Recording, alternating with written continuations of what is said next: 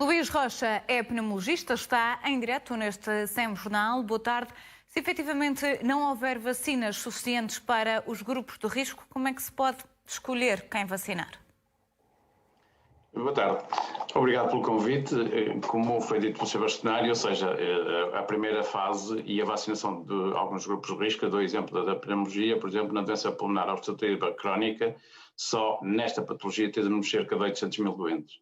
Ou seja, é insuficiente logo à partida. Se calhar precisamos aqui de definir, dentro de determinadas patologias, melhor definição, como por exemplo a patologia cardíaca. Quem são os doentes com patologia cardíaca que beneficiam destas vacinas, assim como na área respiratória, ou seja, e mesmo dentro da EDPOC podemos definir critérios. E como disse o Sr. Bastonário, ou seja, é uma situação que pode ser definida... Esses, doutor? Pode ser definida por colégio de especialidade, a Ordem dos Médicos tem esse papel, ou seja, consegue defini-lo, ou seja, dentro destas patologias definir quem são os grupos prioritários, isso seria fundamental. Mas quando falamos nisso, ou seja, pessoas com um estado de saúde mais grave, que façam outras com a mesma doença, é isso de que estamos a falar, por exemplo? Estamos a falar, por exemplo, dentro da DPOC, da doença pulmonar obstrutiva crónica, temos várias fases desta doença e aqui, como tem também nesta primeira fase os doentes com suporte ventilatório, doentes com situação mais agravada, isso está bem definido em termos de critérios e dentro de cada uma das especialidades podem definir quais esses doentes e, portanto, não ser de uma forma tão abrangente.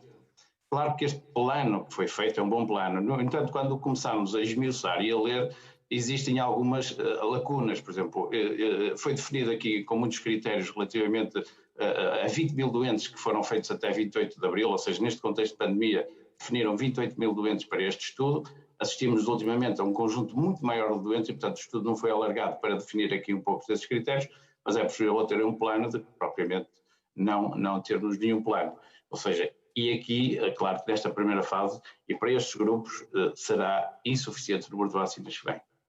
Acha, portanto, plausível que nos próximos meses este plano venha a sofrer constantes alterações? Sim, como foi dito pelo responsável por este plano, ou seja, é um plano dinâmico, ou seja, espero que sim, porque assim toda a gente beneficia. Porque senão assistimos aqui a situações em que todo o doente vai aparecer com algum critério, o critério tem que ser mais esmiuçado porque o número nesta fase inicial é muito restrito. E esta vacina poderá deixar de ser eficaz, entre aspas, digamos assim, se houver, por exemplo, uma mutação do vírus?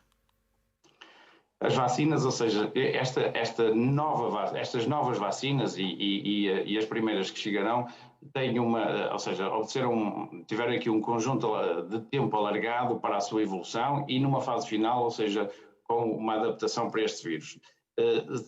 Tem uma característica em termos de engenharia genética que conseguem facilmente alterar para uma mutação do vírus e, portanto, ter uma rápida resposta.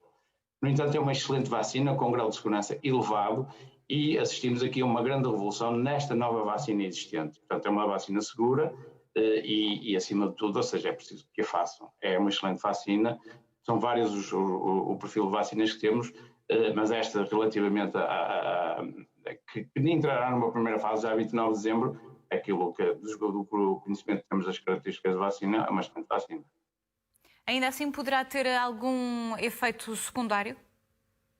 Os efeitos secundários descritos, ou seja, relativamente à toma do perfil de vacinas, como a dor de cabeça, cefaleias, artralgias, mialgias, alguma febre, é uma resposta do nosso sistema imunológico, até é um bom indicador relativamente à toma. Portanto, nem sequer deveríamos considerar como um efeito adverso, ou seja, é um efeito adverso menor, é um efeito adverso que nos indica que o nosso sistema imunológico está a funcionar e é um bom indicador. Então, não há que ter receio relativamente a estes efeitos. Muito obrigada, Dr. Luís Rocha, pela intervenção neste SEM Jornal.